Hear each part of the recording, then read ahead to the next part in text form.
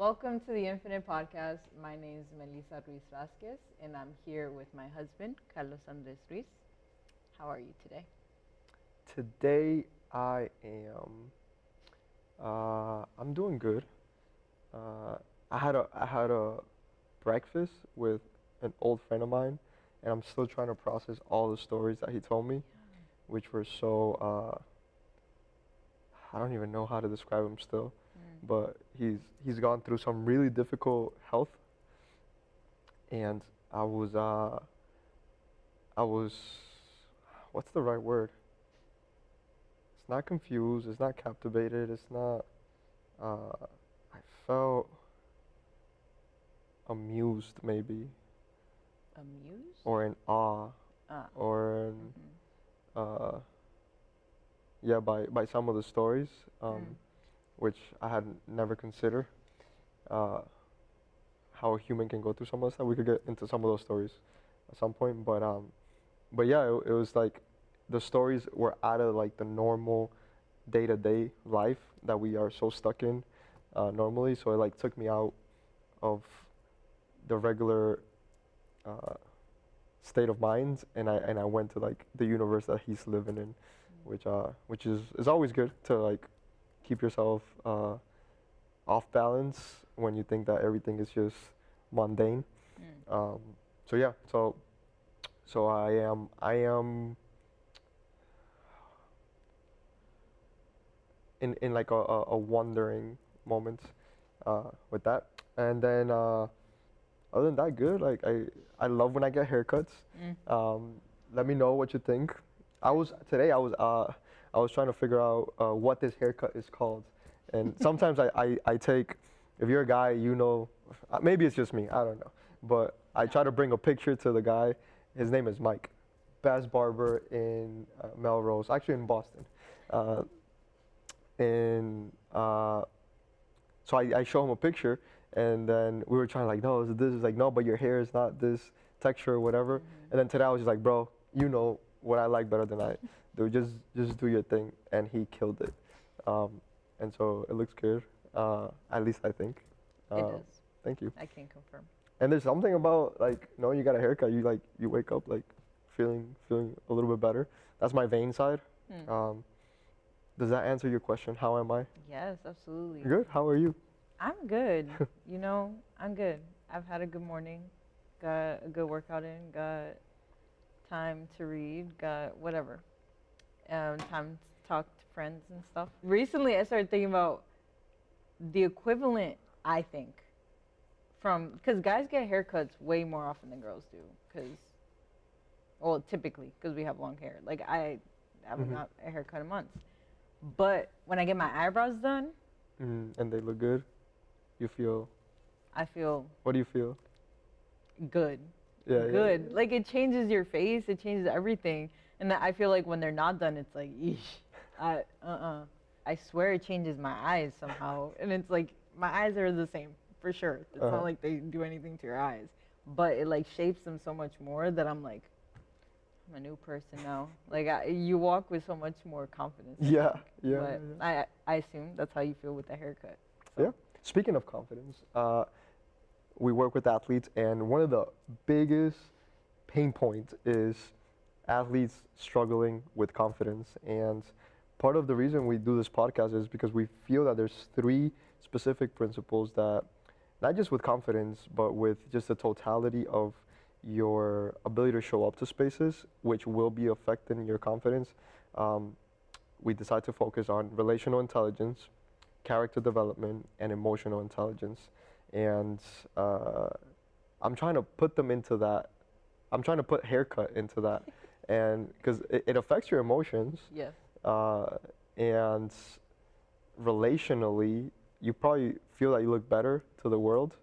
Mm-hmm. And there's nothing like I get the feeling that when I notice that a female has done something, and I say like, hey, you got a haircut, something brightens up. And I don't know if that's a relational part of things that stirs stuff, and then and being seen and like, oh, they noticed, um, and then how would it land in character development? I think just taking care of yourself. Like, so often, like we feel that uh, spending money on outer stuff is like if you're gonna get somebody a gift, but like for me, it's like it's a gift for myself, and being able to have the discipline and the character to take care of Andres.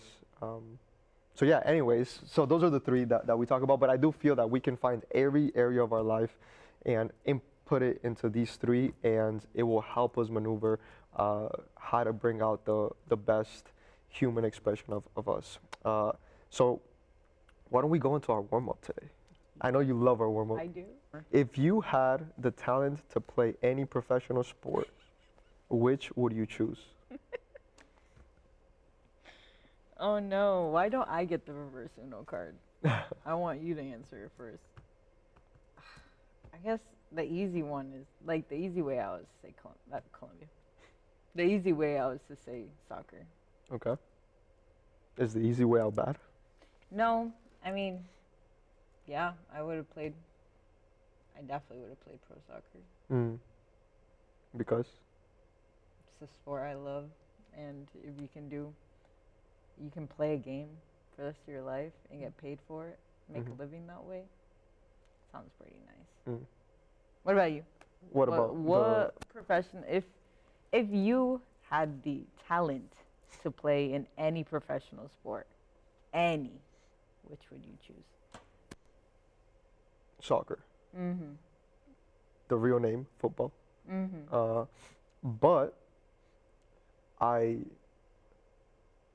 think there is. If it was 7v7, Yeah. I would love that type of environment. I don't know who created soccer, but the 11 against 11, we just decided to agree that that's the way to go. But I feel like 11 against 11 is too big of a field, too many players, less touches. The older I get, I always tell people who ask me if I still play, I'm like, yo, honestly, if somebody would have convinced me that there's a scholarship out there for 7v7 or 5v5, I would not have gone for this 11v11. But it's because at the highest level, that's the amount of players.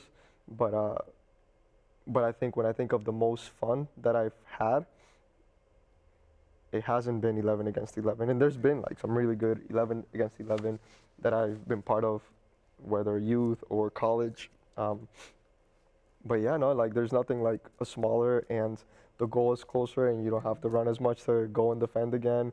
And the combinations, like the chemistry is a little bit more consistent. So I would say soccer, but it have to be at most 7v7. Yeah, I think that would just make it faster paced. Like, Mhm. it comes back to it just being quicker and, like you said, more touches on the ball, and it's a tighter space. Yeah. It is a lot of fun.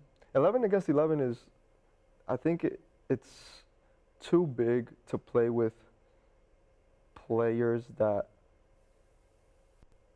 haven't fully, that sounds arrogant of me, but that haven't broken down the whole field into, there's a specific set of solutions in this part of the field and in this part of the field and in this part of the field. Some overlap, but in order to have a good 11 against 11 and feel like it was fun and competitive, like you would have to train and be with the same players for a week of training and more than a week of training for the fullness of that game to be, for you to experience the fullness of what that game can feel like. I think you need to spend time with the 11 and 14 or 18 players, because if not, it's just the dimensions, space versus amount of players versus whatever variables of the game make it so that it's not going to be as enjoyable, simply because you can't just show up to 11 against 11 and as a team enjoy it. So that's just my point of view. So what are we going to talk about today? I thought we could build off of what we talked about last week. We kind of ended on journaling, and that impact that it has Okay. not only on you, but you especially know the impact that it makes. But talking about diving more into what that does with our emotional, relational, and character. Mm. So you were having a conversation today with someone about why it's so difficult for you to journal. uh, why is it so difficult for you to journal? Or what did you learn today about why it's so difficult for you to journal? So, um, there are a few things I learned. There's a few things that I kind of reiterated to myself. Um, but remembering, it always comes back to instant gratification, Mm. since it's a moment where I have to sit down and just be with myself, and like whatever I write down, like it's good and well, it's fine, it's great. I said a lot of words there, but I'm not seeing an immediate outcome. I'm not seeing anything Mm. like, all right, if I cook, I get food. That's Mhm. an immediate out. Yeah. But if I write, it's like internal work. Yeah. It's less external work. And I think my brain wants more external work to be seen. Mm-hmm. So it's a lot of that.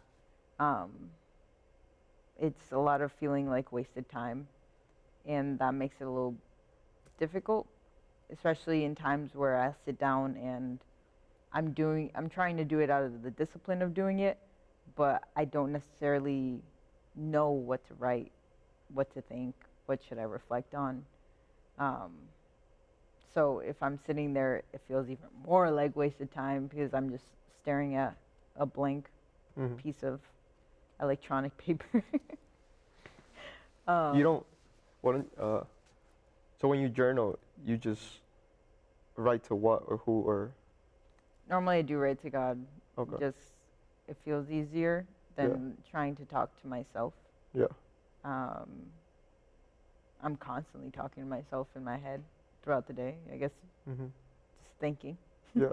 But that for me, I have a lot of for me personally, when I'm in the shower, that's where I get so many thoughts that flood my brain about the day, Mm. what's happened already, like reflecting on what has already happened in the day, whether it was before or like as in like yesterday or that Mhm. morning, whatever. Why in the shower? Do you know? Do you just. Because it's a space where I'm forced to only be with myself. Mm. I can't grab my phone. Well, I could, but I don't. Mm-hmm. That's my choice. But I can't do anything except get the shower and I'm just with myself. So Mm-hmm. I'm alone with my thoughts, and that's when you start kind of reflecting more. And it's so frustrating for me personally. You can't put it anywhere. I can't put it anywhere. And I'm like, that's a good thought. I'm going to write that down when I get out the shower. There's so many steps before I can sit down and try to write something that I lose it. I never remember. The closest thing sometimes, especially like if you're home, I can walk out and be like, I just had this crazy thought. Like, have you noticed that whenever I get out the shower? So that's the closest I can get. And I think it helps me if I vocalize it, then I can go write it down after, because then I've said it twice now, both in here and out loud. So for me, it's difficult because of the fact that I feel like I'm wasting time, and sometimes I don't really know what to say. Mm-hmm. And a lot of my, I guess, the closest things to like epiphanies that I get are when I'm not sitting down ready to write something. Mm. So I've never thought about this until now, but you're not the first person that says that they get their deepest or their epiphanies in the shower. And I wonder if there's a connection between being naked and being naked.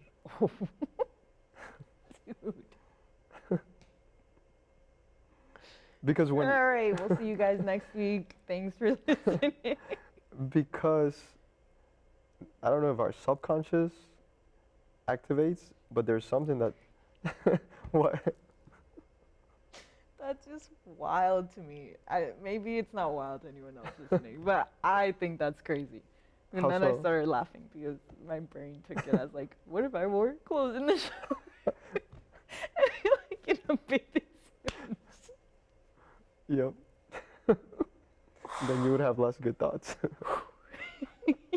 um, yeah, I think really really what unlocks it for me when I'm journaling is that I've given myself permission to be the most unfiltered version of myself. And I feel that we filter ourselves so much throughout the day that like epiphany or good ideas come in, but it has to go through so many filters that it doesn't fully get there. And and I think an outcome of journaling is not necessarily what comes on the other side of that journal entry, but it's a moment of unfilteredness, Yeah. which then uh, declugs. I can't get out of my brain with my friend, and there was a clog in his heart, and they had to remove that for there to be uh, blood to pump to the heart and for the heart to continue to work, and without removing, and so it got to a point that they needed to like vacuum it out. Like a clot. Yeah, but it was too risky that if they hit it and it exploded, it would go to his brain, Yeah. and then they would lose him. So then they came to the realization that he needs a new heart. And so I'm just thinking of like, we are so filtered that like all these filters are actual blood plugs or idea plugs. And we have to find a way to remove them so that like these, for me, godly ideas or high forms of creativity and ways of thinking can flow. But we just have to think about rent, and we have to think about sending emails, and we have to think about family time, and we have to think about making lunch and making dinner, and all of these things are part of what interrupts our thinking. And so what makes it for me so unique is that I get to be unfiltered, which the reality of unfiltered is my naked thoughts. And I really think that there is some subconscious part of us when we're naked physically. It gives us permission to also be more naked thoughtfully. But I had never thought about that until this moment. Yeah. I think also a big part of that being like naked while you write, it forces you to progressively, I think, because it's not immediate. It makes you accept the way you think, you process, how you really are authentically.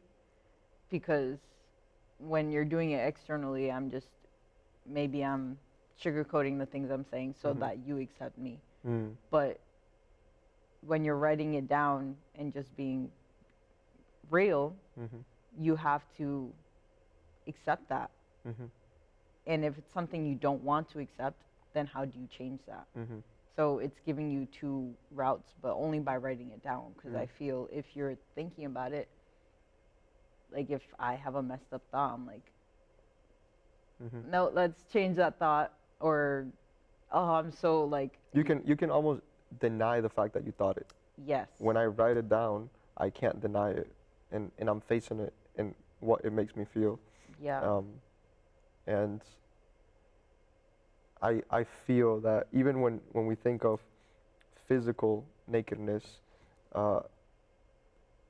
there's a sense of guilt and shame and embarrassment that we feel if we were naked in public.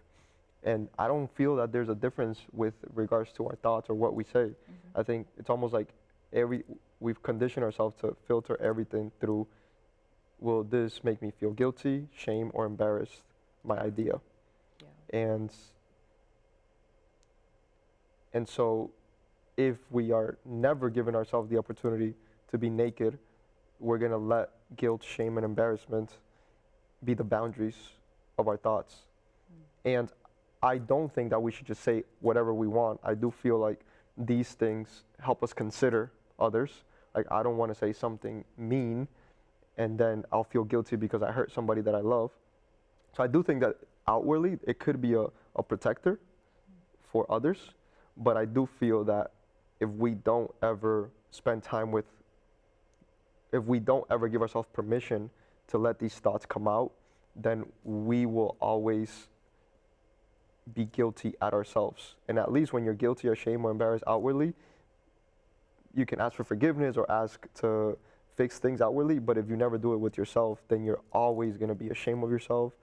You're going to be guilty at yourself, and you're going to be embarrassed of yourself. And what an exhausting life is it to always be embarrassed at yourself, or guilty at yourself, or shameful towards yourself, which then makes me think about this framework that I use with some athletes. You said the word acceptance, and you have to either accept or not accept, and if you don't accept it, at least you saw it in front of you and you take the next action. But journaling does put you, and the framework that I use is like a compass, and then you start at the top with awareness, which takes you into compass/wheel. So awareness takes you into acceptance takes you into attitude, and then attitude takes you into action. And whenever we are at the acceptance part and we haven't accepted whatever we have become aware of, the attitude towards anything becomes negative, which therefore the action becomes also negative. And so that's when, like, perhaps anger, jealousy, bitterness goes from, it's just because you didn't accept it, so this is your attitude towards it, and then your action outwardly is going to be aligned with this. And so a way for me to understand if I have accepted something or I haven't is I check my attitude. And if my attitude is not good, then I haven't accepted that. If my attitude is good, I have landed at acceptance. But trying to move from acceptance into what's next without fully understanding that, why should I accept it? Why shouldn't I accept it? Because you can also not accept it, but then that may keep your attitude in a certain voltage, and then your next action determines, well, after my action, I come back to awareness, and now will I accept this new reality after the cycle? But maybe we can dive into each one of those words at different episodes, but there is something about when we journal and when we are naked in our thoughts, we are accepting ourselves at the fullest. And I really choose to believe that if we learn to accept ourselves fully, we start to almost tippy-toe into how God feels towards us. And so it's really difficult to believe that anything other than us accepts us fully if we don't accept ourselves fully. And so the reality is God accepts you all the time, but you're going to miss that if you even can't accept yourself, you know? And so I think acceptance is such a powerful ingredient to be able to emotionally find equilibrium and then deal with relational stuff outwardly, and then character, which is a little bit more inwardly. But you said something really interesting when you were talking to me about the journaling, that it was in your process, and I see this when I put this in the framework, is more like in the awareness process before we go in any direction. It was like you are aware that you like the best way possible. And the person that you were talking to, I think, may have proposed, is it the easiest way or the best way? And so then the question became, do I look for the easiest way or do I look for the best way? Tell me more about which one did you choose? I chose the best way because sometimes for me, the most efficient way isn't necessarily the easiest way. Like trying to grow, for example, if that's my outcome that I'm looking for me, journaling isn't the easiest thing to do, but it's the best thing to do. And so when you had to consider between, do I prefer the easiest way or do I prefer the best way? Um, I think what I heard you say in our conversation was that you prefer the best way, even if it doesn't mean it's the easiest way, right? And then that led you to try to figure out like the best way. In order to figure out if it's the best way, there needs to be some sort of measurement. So I did it, I got to it, but it maybe wasn't the best way. And maybe from your science background, it makes you want to create almost like algorithms or formulas so that if I can plug in journaling, what is coming out on the other side. And so how are you, not necessarily that we need an answer to this, but how do you try to understand this internal desire to want the best way and want a formula, but reflecting doesn't really give you an input-output type of practice? Or what questions do you have with regards to journaling? Like how can it be easier to accept that? I don't know, any of those. I think what made it easier for me, not that it's easy, um, is thinking, because the wall I was coming to was I didn't know what to write. I didn't know what to say. I didn't know what I was doing. And so when I started thinking of it as you're just reflecting on your day, so I did try to take the approach of maybe it's at the end of the day or maybe it's in the morning when I reflect on the day before or at the end of the day so I can reflect on the day that just happened, is what are some things that happened throughout the day that maybe I thought was good or what I thought needs help or whatever. I think that made it so that I almost constantly had a prompt. I think a big part of we're not like waymakers here in this situation. Like we're not the only people who journal or want to journal or think that journaling is good. So I think that's where a lot of those like pre-made journals where there's already prompts written so that it makes it easier for someone. But I thought maybe that would be a good thing for me. But I also don't like the fact that it's so structured. It's like this May 13th. What does May 13th want to ask me? And if I don't want to talk about that, then I don't want to answer that particular question that might be already. And yeah, because I had tried to do like reflect on my day bullet points so that it wouldn't be so much like narrative, because then I thought that maybe that was taking too long or something. And then so bullet points of reflection, bullet points of gratitude, because we know gratitude is so important. And then like I almost made it like a prayer journal where it's like these are the people or things I want to pray for, and then sign off. But then I fell off of that because it was taking me so long. Like I don't know. What you thought was the easy way became the harder way. Like it turned so difficult because then I was turning into three things. So I went like 0 to 100. I went to write something down to write 3 categories of things every single day. For someone who like couldn't even was at 0 minutes, I tried to go to like however many minutes. Interesting. What if you just went for 5 minutes regardless? Yep, that's where you landed. Yeah. I was looking at it as what if it was a certain time of day that's easier for me? Because I tried like at night before going to bed, couldn't do it. Tried in the morning, don't feel like I have time for it. Midday, definitely don't have time for it. But every season of our lives, our schedules are so different. So my brain looks for a consistent, something I can do unreasonably 365 days.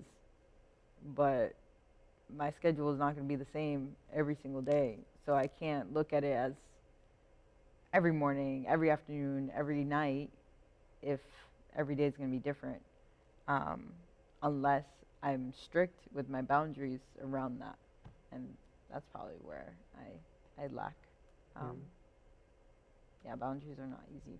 So I have attempted, because there's times, although people say that like I am a master at journaling, or I don't even know if it's at journaling, but at the habit of journaling, uh, there's days where I'm there and I'm like, oh, I don't want to go through, because once I get going, I know that, for example, I always say thank you for my four people: mom, dad, Pao, and my wife. And those are the four people that every prayer I'm trying to pray for them, to be grateful for them, and become aware of things that they do for me that my life wouldn't be able to cope without. Um, and so then I know that once I'm getting there, there's times where I'm like, oh, it's four of them. I don't want to go through each one of them. Yeah. I'm never gonna get to me, or like say what I feel or what I. Yeah. And then I have four other people that have been almost like I feel convicted to drop, and so it's Nell, it's my cousin Mariela's daughter, it's Jairo, and it was my aunt, and now it's Vale. And so then even as I'm writing, I'm like, well, I can't leave this reflection moment without praying for them.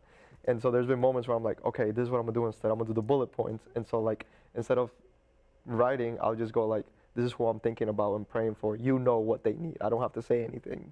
And I don't know why I don't feel like I leave those full.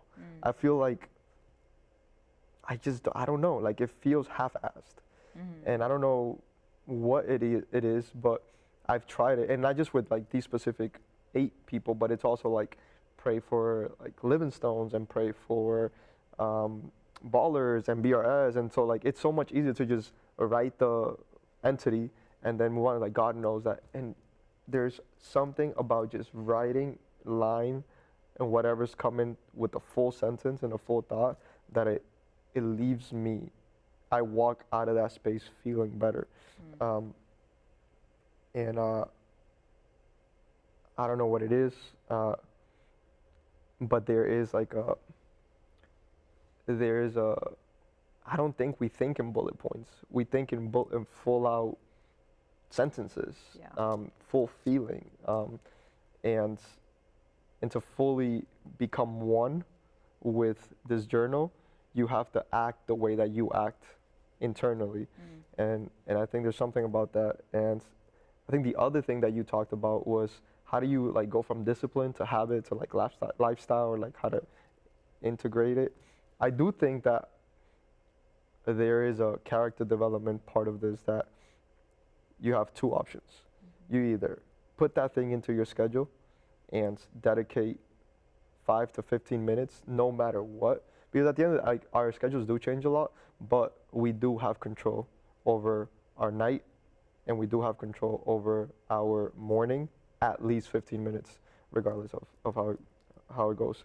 And so we either turn it into like on schedule, like a work schedule. I was telling you, like if I put that I have a one-on-one, I'm not gonna like, should I go, should I not go? Like no, I'm putting it. So this is a one-on-one with Andres, and I better show up for Andres, because I love Andres.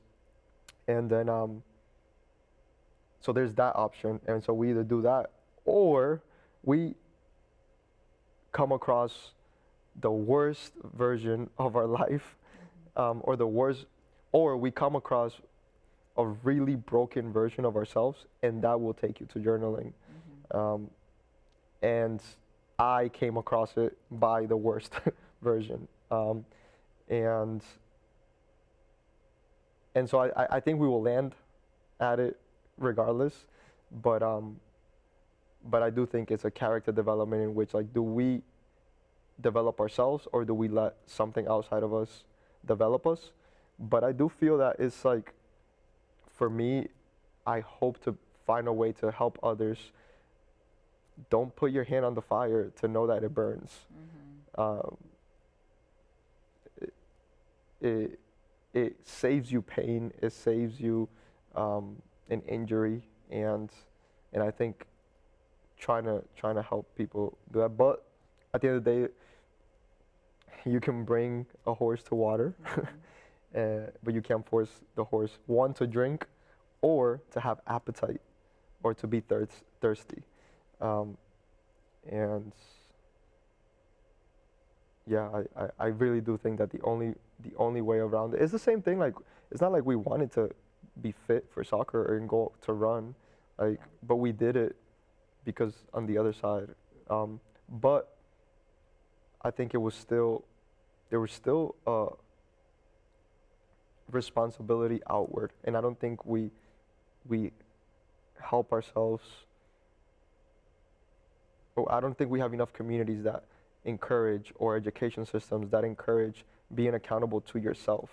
And we create everything that, like, oh, I gotta go to school because my parents want me to go to school. I gotta get the English homework for the English teacher. I gotta play soccer for my coach. I gotta do all these things that are so outwardly. And then when you remove all these things, you have zero appetite for responsibility because you've never been responsible just for you. And I think that's dangerous. I think it also hits on the infinite versus finite. We have created an entire universe of being accountable for everything outside of us, which is a finite relationship, versus our relation to ourselves, which is more infinite. And it's just, anytime we choose finite over infinite is going to be dangerous, I would say, to our spirit. Yeah. So I know that journaling, like you just said, I think you're top journaler or writer.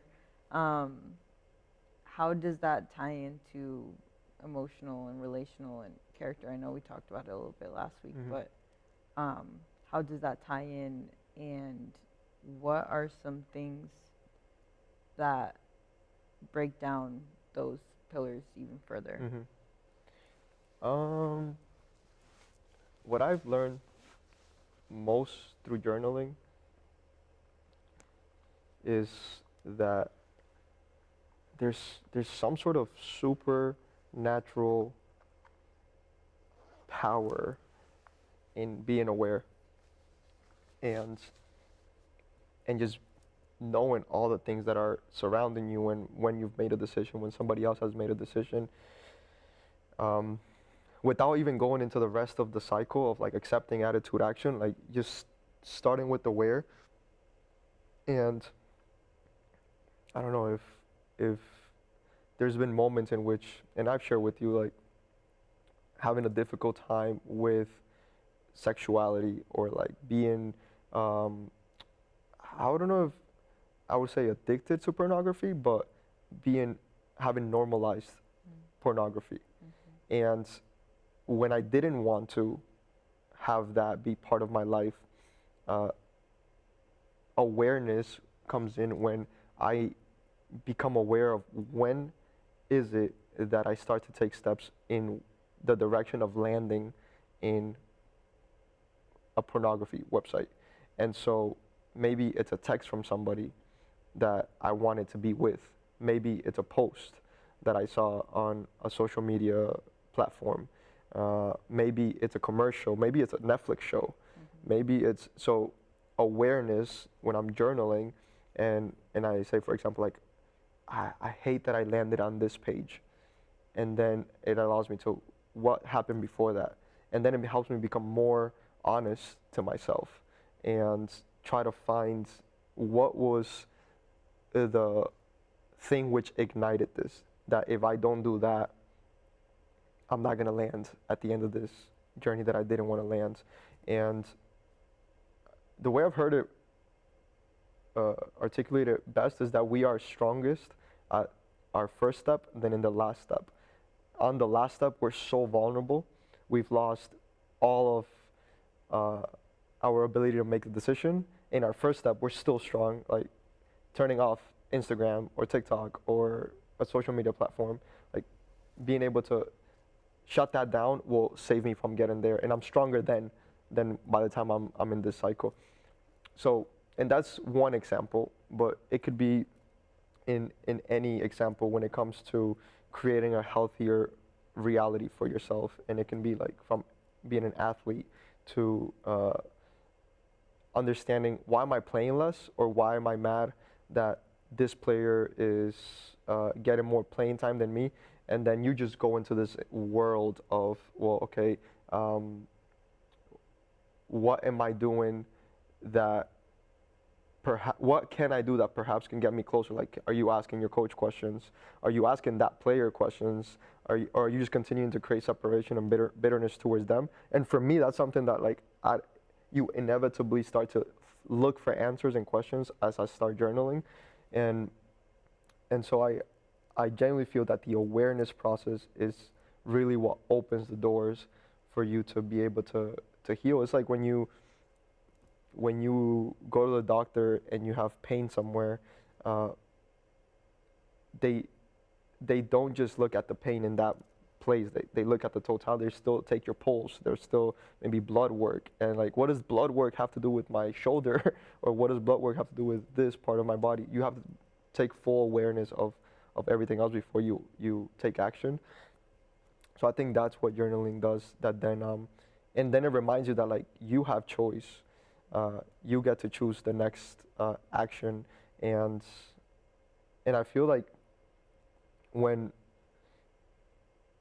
you journal, it's almost like you come face to face with yourself, and you're like, okay, well, I didn't want to land here, and if I really didn't want to land here, why am I still landing here? And just the awareness of that helps you start to question where you want to take it from here. Something that I feel is really important is accountability. And I do feel that accountability from the outside helps. So if it was like, and I don't know, like I'm trying to think like when you're trying to improve your journaling,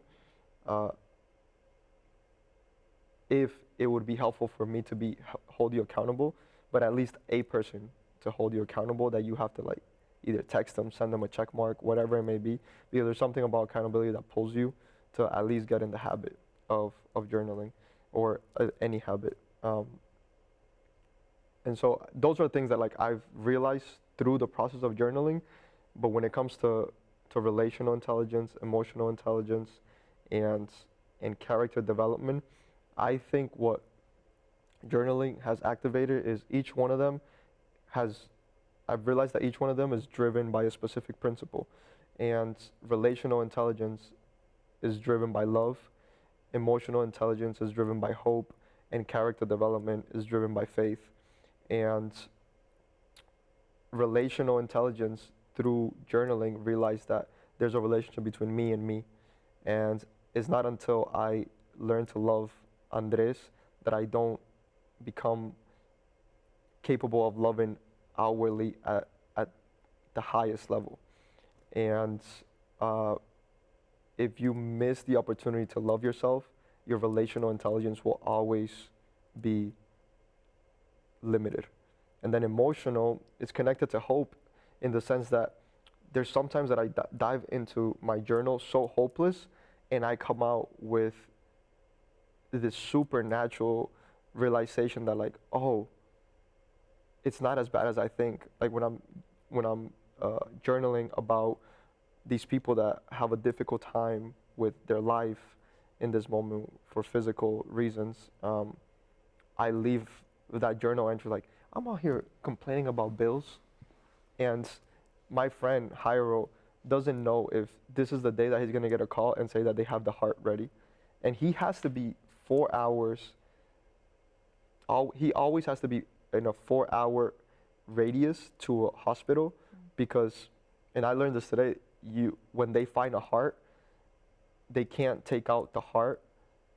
The heart can't be out of the person who died for more than 4 hours for it to be a Viable. yes, what is it? Viable. A viable heart for a transplant. And when I'm here thinking in like months, he's thinking in 4-hour increments, you know? And that's just one example of how walking into journaling makes me aware of others and reminds me of where I'm at. And I leave that journal entry with more hope. And and there's something about when you have hope, you have the capacity to have more emotional equilibrium. When you're hopeless, your emotions take over you. And so hope is the one that connects the emotions. And then faith with character, like, I think we over spiritualize faith. And what character development does is it makes you do things without knowing what the outcome is going to be. And so, for example, when you set an alarm because you want to get up early, that's an act of faith that you're going to make it to the next day. But it's an act of character development that you're putting yourself in a place that you will be developed for a future that you don't know if it's going to be there. You get fit for your soccer team out of faith that you're going to touch the field. But you might get fit, but another player might be fitter and better. So it's all an act of faith, and everything that you do character-wise is, I think there's a part of the Bible that says faith without action is dead. So you need to combine faith and action in order to prove that you have some type of faith, or that your faith is real. And I think character development is so grounded in your ability to take action for the healthiest version of yourself, a future healthiest version of yourself, and that is faith. And so I have to have faith, which I think it could be the hardest part. I have to have faith that I'm going to sit and journal for 20 minutes and a better version is going to come out on the other side. Not of those 20 minutes, but the accumulation of 1,000 journal entries. And out of those 1,000 journal entries, 20 of them are going to be life-changing, but I need 1,000 to get the 20. And that is character development. But having faith that those 20 are going to come out is actually the differentiator. And so I think these three elements live in those, in hope, in love, and in faith. And I think those are the strongest virtues in human existence that if we can be aware of and then use in our advantage and in the advantage of everybody outside of us, I think we tap into a beautiful expression of humanity. That was a long answer to the journaling question, but yeah. As we finish, what are some things that are staying with you, or maybe like is there a question that you just want to leave with for yourself, for me, for the world, or just a takeaway? I guess the question that came up when you were just talking was, do you ever feel like when you do journal and you're feeling hopeless, like, are you diminishing the way you feel by comparing it to how others are experiencing their lives? Or is it a matter of perspective of, because it feels a little like you're diminishing your own experiences because somebody's going through something more difficult. I think as it's a helpful tool to help you out of that space of hopelessness. So I don't know, like, I feel like that's just something someone who's listening might think. Yeah. Especially when you feel like you're going through a hard experience and then someone tells you, well, kids in Africa are starving. Like, you know, they always told you that growing up when you left food on your plate to like almost guilt you into doing something. That was I guess actually manipulating. Yeah, that was actually one of my latest journal entries that I started to see that pattern, and I was like, what's the point of all of this? Like, is it fair for me to leave feeling better because somebody else is worse? And that is a question that I dive into, and dropping that question allows me to realize that maybe I don't fully have an answer, but when I do leave, I remember that I cared for somebody. And so it becomes almost like a recipe for, I don't think that you should only evaluate who's worse so that I feel better, but I do think it's an ingredient that helps you be grateful. It shouldn't be the entire meal, but that's like the salt. and then you leave like, I prayed for somebody that I care for. There's something in me that cares for somebody else. That's another ingredient, you know. And so giving yourself permission to feel that I have questions, I have answers, I have things to celebrate. So when I think of my of my cousin, knowing that I have my mom and my dad to still see, it gives me a reason to, and it regardless of comparing it, it's not that seeing a worse situation makes me feel better about a better situation. It just reminds me that there is a finite time that I have with my parents. So make the most out of it, because that situation that my cousin is in will be my situation one day.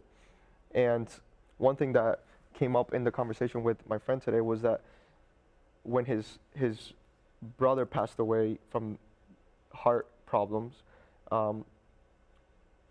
he was walking with him the entire journey, and it's not that it didn't hurt him, but it hit him less difficult. But it was less difficult for him because he knew that he supported him as much as he could. And so I would like to land at the place in which, when I no longer have mom and dad, I made the most out of this relationship. But that means that today I have to acknowledge that I still have them, and knowing that you still have them connects you to an action, which is text them, Yeah. pray with them. And when you connect it to an action, there's hope, whether you want to call it hope or not. I'm hoping that we will connect today and I'm gonna get a text back, because one day I will text them and I'm not gonna get a text back. One day I'm gonna call them and they're not gonna be reachable. And so I don't think that we use it as manipulation to call ourselves ungrateful, but I do think it stirs perspective. Yeah. And again, perspective goes back to just awareness. But it is a question that I think in our hopelessness is really destabilizing. That what does it mean that I feel better after I see how bad others have it, right? And the other side of that coin is that you do have it pretty good, and checking yourself is important. So I think as much as the people in Africa comments, it gets overused, there is some truth to that. That we forget in the midst of our hopelessness that there's so many things going on right now that where we are, it could be worse. And then it also works the other way, like don't get too like when you're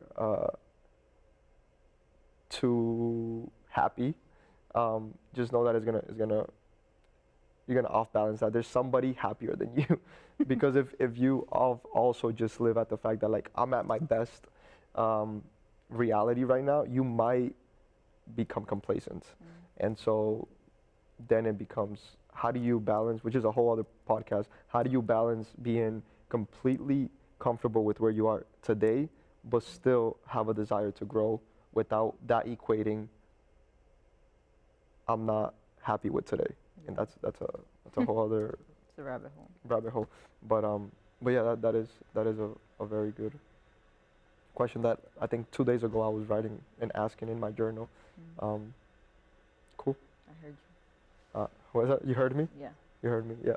All right. All right. We're gonna wrap this up. I don't have any specific takeaways other than